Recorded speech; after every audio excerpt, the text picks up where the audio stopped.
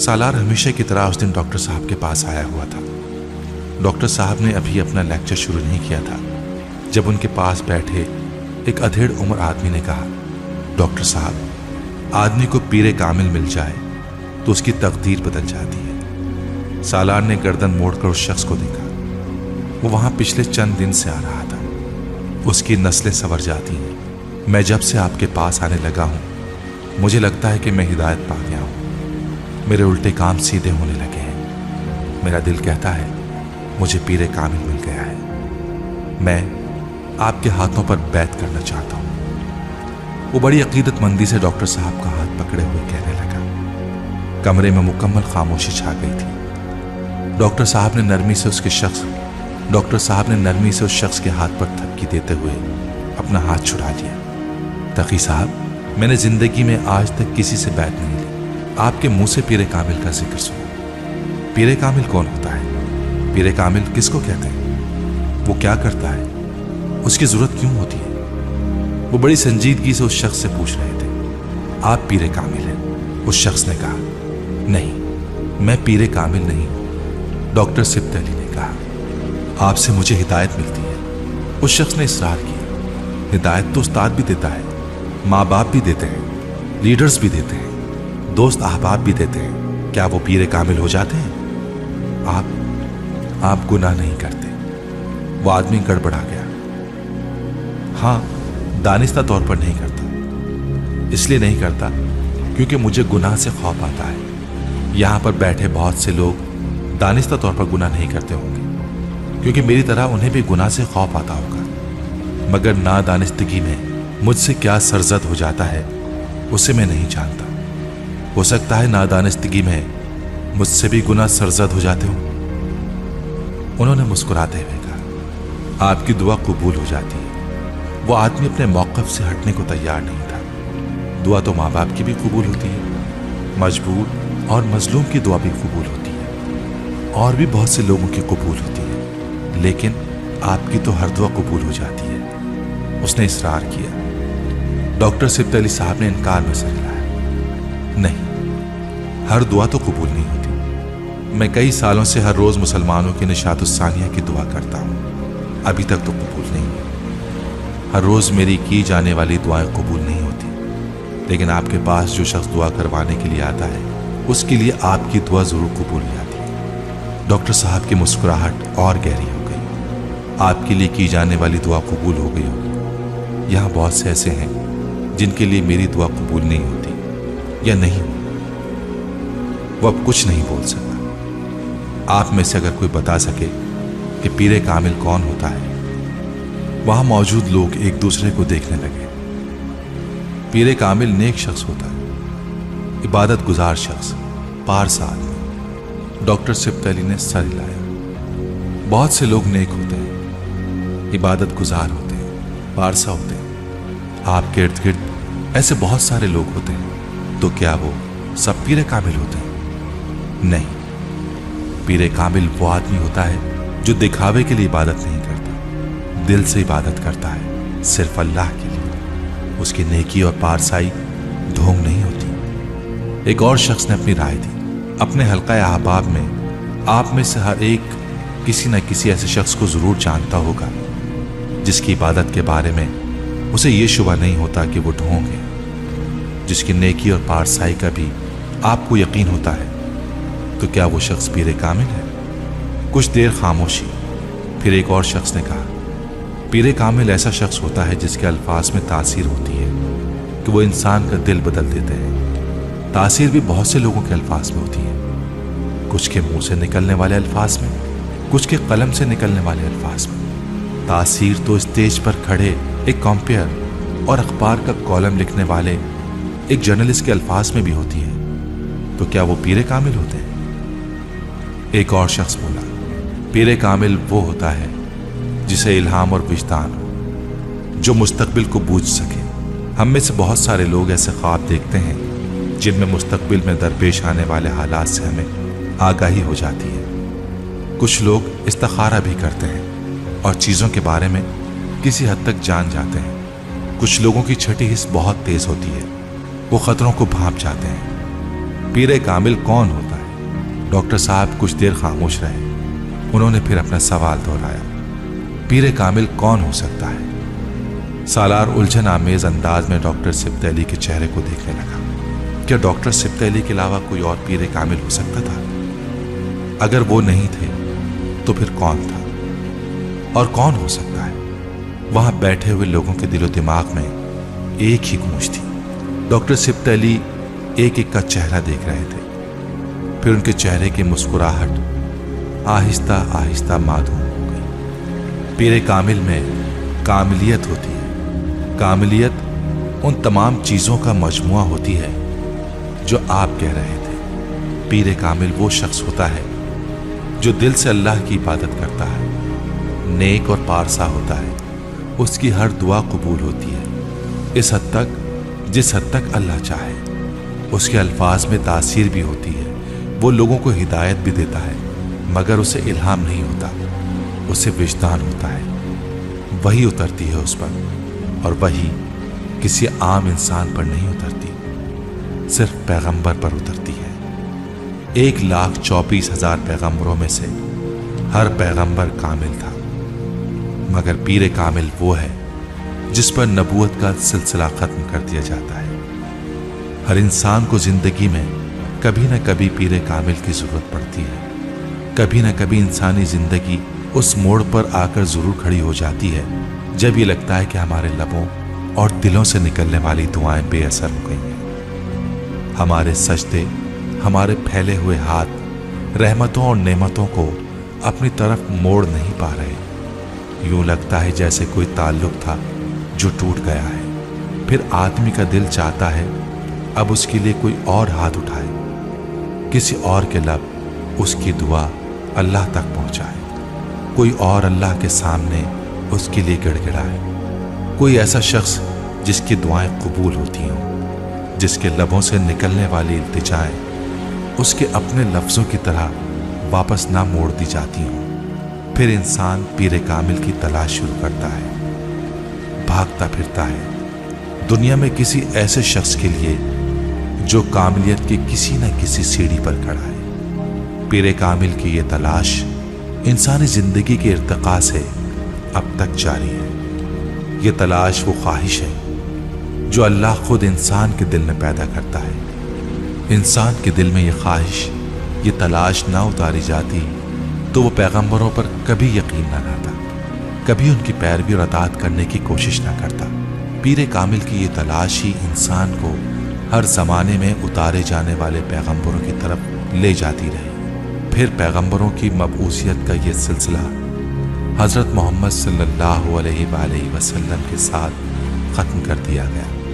आप सल्लल्लाहु अलैहि वसल्लम की उम्मत के लिए आप सल्लल्लाहु अलैहि वसल्लम के बाद किसी और पीर कामिल की गुंजाइश नहीं रखी गई। कौन है जिसे अब या आइंदा आने वाले ज़माने में हज़रत मोहम्मद मुस्तफ़ा सल्लल्लाहु अलैहि वसल्लम से बढ़कर कोई मकाम दिया जाए? कौन है जिसे आज या आइंदा आने वाले ज़माने में किसी शख्स के लिए हज़रत मोहम्मद सल्लल्लाहु अलैहि वसल्लम से बढ़कर कामिलियत दी जाएगी? कौन है जो आज या आइंदा आने वाले ज़माने में किसी शख्स के लिए हज़रत मोहम्मद सल्लल्लाहु अलैहि वसल्लम से बढ़कर शफाअत का दावा कर सके?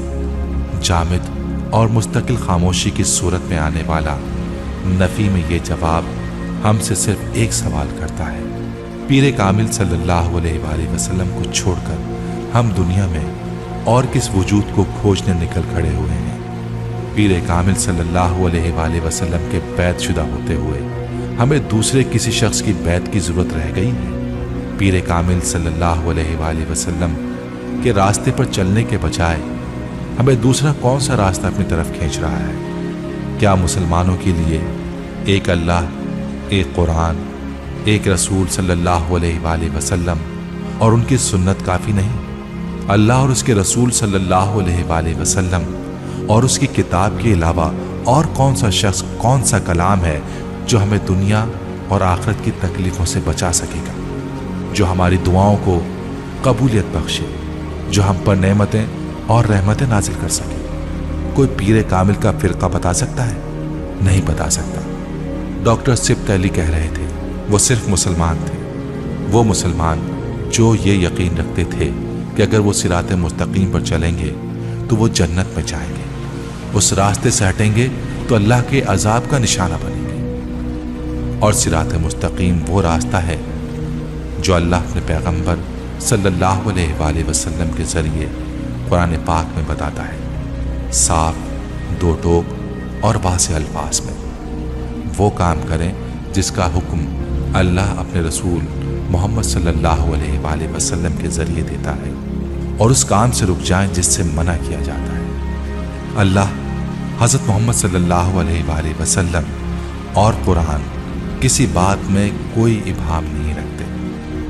कुरान को खोलिए, अगर उसमें कहीं दो टोक और गैर मुबहम अल्फाज में किसी दूसरे पीर कामिल या पैगंबर का जिक्र मिले तो उसे तलाश करते रहिए, और अगर ऐसा कुछ नज़र नहीं आता तो फिर सिर्फ खौफ खाइए कि आप अपने पीरों को किस दलदल में लिए जा रहे हैं, अपनी 50-60 साल जिंदगी को किस तरह अपनी अबदी जिंदगी को तबाही के लिए इस्तेमाल कर रहे हैं, किस तरह खसारे का सौदा कर रहे हैं।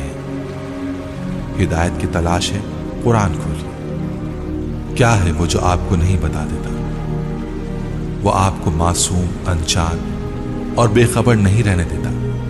आपका असल आपके मुंह पर दे मारता है। क्या अल्लाह इंसान को नहीं जानता होगा? उस मखलूक को जो उसकी अरबों खरबों तख्लीकात में से एक है। दुआ कबूल नहीं होती तो आसरे और वसीले तलाश करने के बजाय सिर्फ हाथ उठा लीजिए, अल्लाह से खुद मांगे।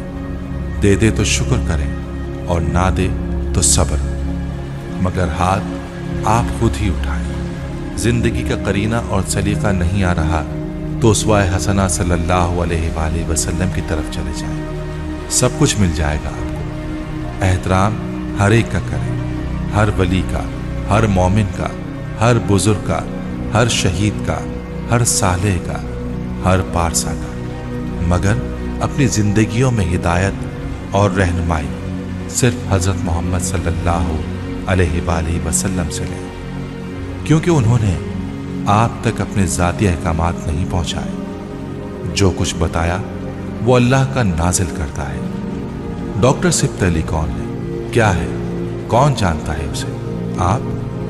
आपके अलावा चंद सौ लोग, चंद हजार लोग, मगर जिस पीर कामिल सल्लल्लाहु अलैहि वसल्लम की बात कर रहा हूं, उन्हें तो 1 अरब के करीब लोग अपना रूहानी पेशवा मानते हैं। मैं तो वही कुछ कहता दोहराता फिर रहा हूं जो 1400 साल पहले हजरत मोहम्मद सल्लल्लाहु अलैहि वसल्लम फरमा चुके हैं। क्या नई बात कही मैंने? डॉक्टर सिब्त अली खामोश हो गए। कमरे में मौजूद हर शख्स पहले ही खामोश था।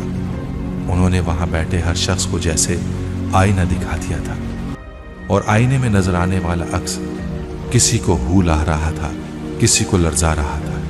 वहां से बाहर आकर सालार बहुत देर तक अपनी गाड़ी की सीट पर चुपचाप बैठा रहा। उसकी आंखों पर बंधी आखिरी पट्टी भी खोल दी गई थी। कई साल पहले जब इमामा हाशिम सोचे समझे बगैर घर से निकल पड़ी थी तो वो उस लगन को समझ नहीं पाया था। उसके नज़दीक वो हिमाकत थी। बाद में उसने अपने ख्यालात में तरमीम कर ली थी। उसे यकीन आ गया था कि कोई भी वाकई हज़रत मोहम्मद सल्लल्लाहु अलैहि वसल्लम की मोहब्बत में इस हद तक गिरफ्तार हो सकता है कि सब कुछ छोड़ दे। उसने इस्लाम के बारे में जानना शुरू किया तो उसे पता चला सहाबा किराम रज़ियल्लाहु ताला अन्हुम भी इसी तरह की कुर्बानियाँ दिया करते थे। हज़रत बिलाल रज़ियल्लाहु ताला अन्हु से हज़रत अवैस करनी रज़ियल्लाहु ताला अन्हु तक अनगिनत लोग थे और हर ज़माने में थे। और सालार सिकंदर ने इकरार कर लिया था कि पैगंबर सल्लल्लाहु अलैहि वसल्लम की मोहब्बत में इतनी ताकत थी कि वो किसी को भी छोड़ने पर मजबूर कर दी थी। उसने कभी उस मोहब्बत का तज़किया करने की कोशिश नहीं की थी। वो आज वहाँ बैठा पहली बार ये काम कर रहा था। ये सिर्फ पैगंबर सल्लल्लाहु अलैहि वसल्लम की मोहब्बत नहीं थी जिसने इमामा हाशिम को घर छोड़ने पर मजबूर कर दिया था। वो सिरात मुस्तकीम को देखकर उस तरफ चली गई थी, उस सिरात मुस्तकीम की तरफ जिसे वो किसी ज़माने में अंधों की तरह ढूंढता फिरता था। وہ صحابہ کرام رضی اللہ تعالی عنہ بھی اسی صراط مستقیم کی طرف جاتے تھے۔ امام ہاشم نے کئی سال پہلے پیر کامل صلی اللہ علیہ وآلہ وسلم کو پا لیا تھا۔ وہ بے خوفی اسی ہدایت اور رہنمائی کی عطا کرتا تھی جو اسے حضرت محمد صلی اللہ علیہ وآلہ وسلم کی محبت سے ملی تھی۔ وہ آج تک پیر کامل صلی اللہ علیہ وآلہ وسلم کو خود شناخت نہیں کر پایا تھا، اور امام ہاشم نے ہر کام خود کیا تھا۔ شناخت سے اطاعت تک اس کو سالار سکندر کی طرح دوسروں کے کندھوں کی ضرورت نہیں پڑی۔ سالار سکندر نے پچھلے 8 سالوں میں امام ہاشم کے لیے ہر جذبہ محسوس کیا تھا، حقارت، تضحیک، پچھتاوا، نفرت، محبت، سب کچھ۔ مگر آج وہاں بیٹھے پہلی بار اسے امام ہاشم سے حسد ہو رہا تھا۔ تھی کیا وہ؟ ایک عورت، ذرا سی عورت، آسمان کی حور نہیں تھی۔ سالار سکندر جیسے آدمی کے سامنے کیا اوقات تھی اس کی؟ کیا میرے جیسا آئی کیو تھا اس کا؟ کیا میرے جیسی کامیابیاں تھیں اس کی؟ کیا میرے جیسا کام کر سکتی تھی وہ؟ کیا میرے جیسا نام کما سکتی تھی وہ؟ کچھ نہیں تھی، اور اس کو سب کچھ پلیٹ میں رکھ کر دیا۔ اور میں جس کا آئی کیو لیول 150 پلس ہے، مجھے سامنے کی چیزیں دیکھنے کے قابل نہیں رکھا۔ وہ اب آنکھوں میں نمی لیے اندھیرے میں مڈ اسکرین سے باہر دیکھتے ہوئے بڑبڑا رہا تھا۔ مجھے بس اس قابل کر دیا کہ میں باہر نکلوں اور دنیا فتح کر لوں، وہ دنیا جس کی کوئی وقت ہی نہیں ہے۔ اور وہ رک گیا، اور اسے امامہ پر غصہ آ رہا تھا۔ 8 سال پہلے کا وقت ہوتا تو وہ اسے بچ کہتا، تب امامہ پر غصہ آنے پر یہی کہا کرتا تھا، مگر 8 سال بعد آج وہ زبان پر اس کے لیے گالی نہیں لا سکتا تھا۔ وہ امام ہاشم کے لیے کوئی برا لفظ نکالنے کی جرت نہیں کر سکتا تھا۔ صراط مستقیم پر خود سے بہت آگے کھڑی اس عورت کے لیے کون زبان سے برا لفظ نکال سکتا تھا؟ اپنے گلاسز اتار کر اس نے اپنی آنکھیں مسلی۔ اس کے انداز میں شکست خوردگی تھی۔ پیر کامل صلی اللہ علیہ وآلہ وسلم، صراط مستقیم، 8 سال لگے تھے، مگر تلاش ختم ہو گئی تھی، جواب مل چکا تھا۔